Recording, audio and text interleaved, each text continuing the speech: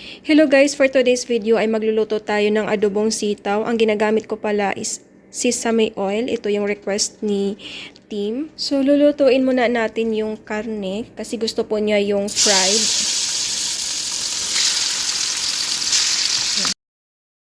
So lagyan natin ng Knorr cubes. Hinati ko lang siya dahil mamaya pag ilagay natin yung gulay, yung kalahati ilalagay natin. Nilagyan ko ng konting olive oil para maging tostado ang ating karne. Lalagay na natin yung ating kalabasa. Habang niluluto natin ang ating kalabasa, ilalagay ko na yung bawang at sibuyas. Hindi ko muna nilagay kanina para hindi siya masusunog. Sibuyas.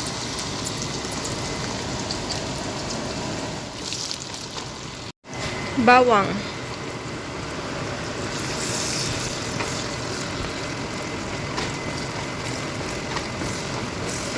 Ilagay natin yung carrots. Meron akong carrots dito. Sobra nung nagluluto ako ng sopas. So, ilalagay natin para hindi rin siya masasayang. Kung available naman sa ref, ilalagay natin dito.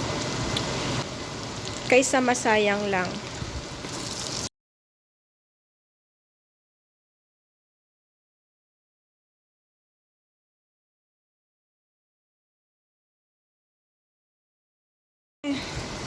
Lagay na natin yung celery.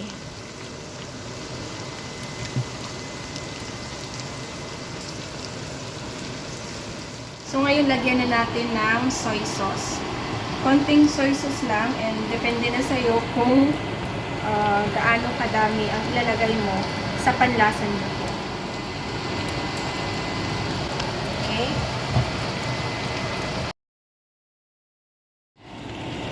So ngayon lagyan natin ng konting hoisin sauce para malapot yung gulay natin.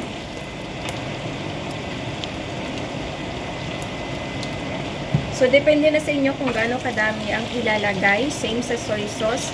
Depende sa panlasa nyo. Kung maalat-alat, wag nang lagyan.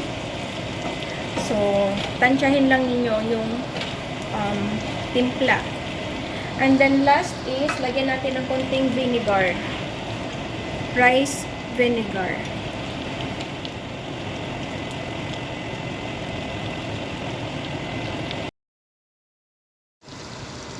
Lagyan natin ng konting tubig. Mga 2 minutes ready to serve na po yung ating gulay.